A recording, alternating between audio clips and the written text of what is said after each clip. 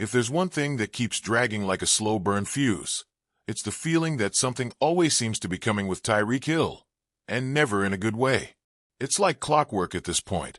You just get a sense of dread in your gut, waiting for the next headline to roll in.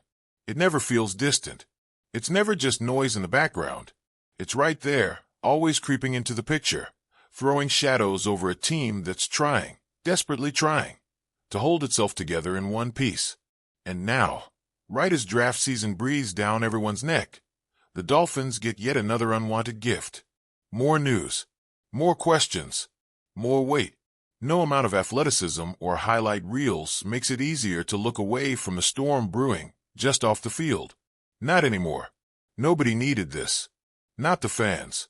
Not the staff. Not the locker room. Especially not now. You're staring down a draft board with critical needs already etched into it. Defensive line, cornerback, offensive line safety, the essentials, the bones of a real contender. And then, like some twisted afterthought, you have to take a marker, scratch out the margins, and squeeze in one more, wide receiver.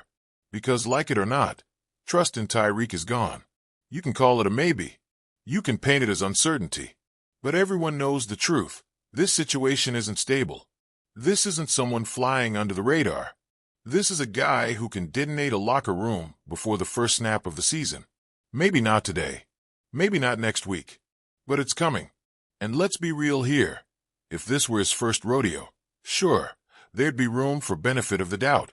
Maybe you say, let's wait. Let's see. Let's not rush to judge. But that luxury ran out long ago.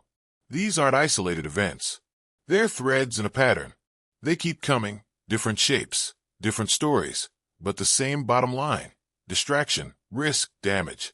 There's no redemption arc when the headlines feel like reruns. No defense when the timeline looks like a highlight reel of off-field disasters, marina incidents, domestic issues, legal chaos, smirking antics on the field after real-life drama. It's all there, laying out like an uncomfortable checklist no team wants to own.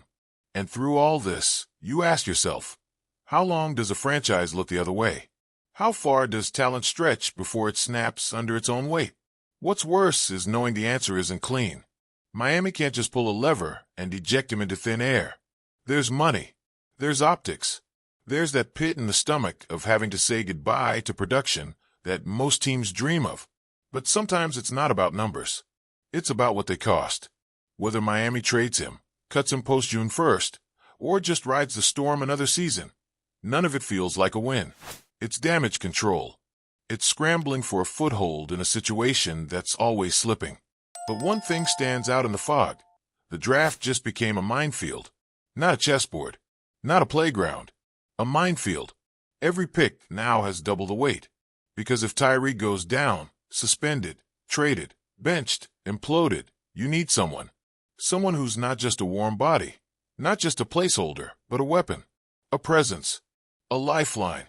Jalen Waddle's already your future. That's clear.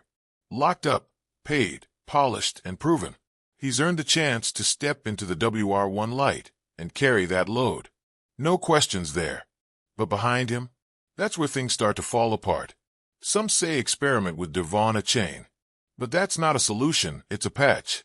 You don't sacrifice what makes him lethal just to plug a leak. It's desperate. And desperation smells. Malik Washington, there's potential, sure. But this league doesn't run on potential.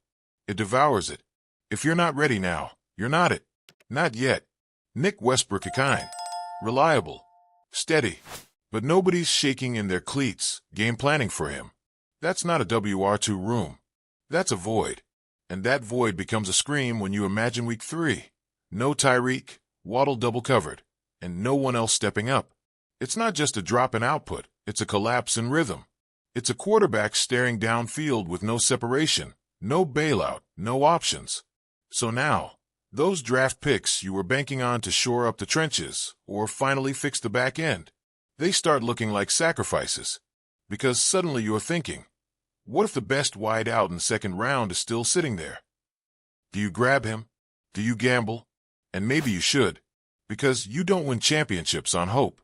You don't ride out drama and cross your fingers that your WR One won't unravel by Thanksgiving. You build cushions. You build security.